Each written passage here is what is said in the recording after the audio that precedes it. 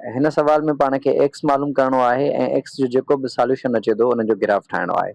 सो सवाल आहे x plus 8 नंढो आहे या बराबरि आहे 6 जे। सो हिते पाण खे एक्स मालूम करणो आहे, इन जे करे 8 खे पाण ॿिन्हिनि साइडनि खां कट कंदासीं।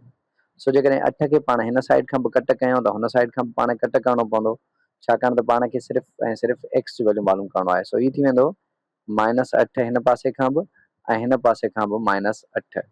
सो जेकॾहिं पाण हिनखे अॻिते हल कयूं त 8 8 सां कट थी वेंदो, हिन साइड बचंदो सिर्फ़ु एक्स ऐं इहो less than R equal to ऐं 6 मां 8 कटिजनि त हिते बचंदा 2, साइन साॻी रहंदी। So x is less than R equal to -2 या एक्स नंढो आहे या बराबरि आहे 2 जे। सो जेकॾहिं मां ही नंबर लाइन ड्रा कयां ऐं हिन नंबर लाइन ते हिते 0 वठां ऐं ही 1 वठां, हिन पासे -1 हे -2 -3 ऐं इन खां पोइ केतिरा बि नंबर अची सघनि था। सो एक्स नंढो आहे या बराबरि आहे -2 खां। सो -2 असांजो नंबर लाइन में कहिड़ी जॻह ते आहे, हिन जॻह ते मौजूदु आहे।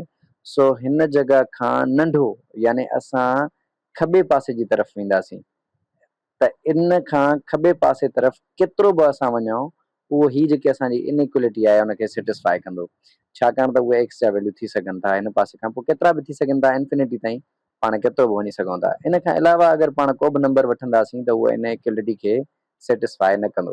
फर्ज़ कयो पाण हिते -3 वठूं था, जेकॾहिं -3 वठूं त -3 ऐं प्लस जा 8 यानी प्लस जा 5 बचंदा ऐं 5 6 खां नंढा आहिनि।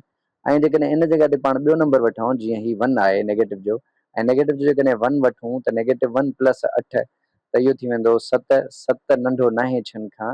इन जो मतिलबु त पाण ॿियो को बि नंबर वठूं सेटिस्फाई न कंदो।